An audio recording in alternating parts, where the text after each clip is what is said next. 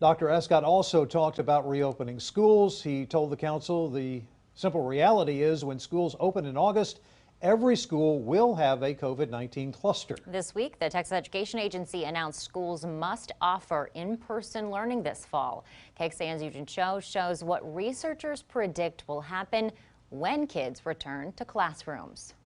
Many parents have been asking, like, how are they going to keep our kids safe if they're going to go to school in August? At Thursday's virtual city council meeting, a UT Austin researcher talked about what that first week might look like. The first scenario assumes the virus keeps spreading like it is right now. That means for a school that has 500 students, you'll likely see 15 to 20 of them show up infected that first week of school. However, modelers wanted to know if that outcome could be better if people stayed home for the month leading up to back to school.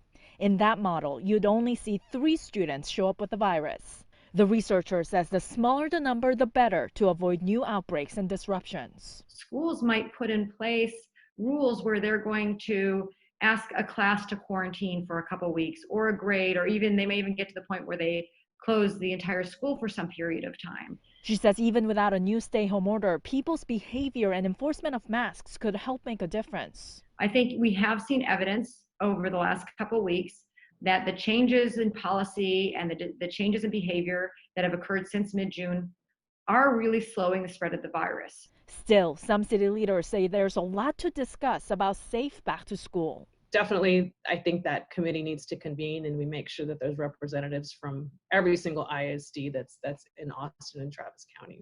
Yoojin Cho, KXAN News. The TEA's guidelines for reopening schools do include safety precautions. It says that students, staff, and faculty should all go through health screenings. Follow the governor's order. Masks are required. Personal protective equipment will be provided by the state, and school districts' COVID-19 related expenses can be reimbursed.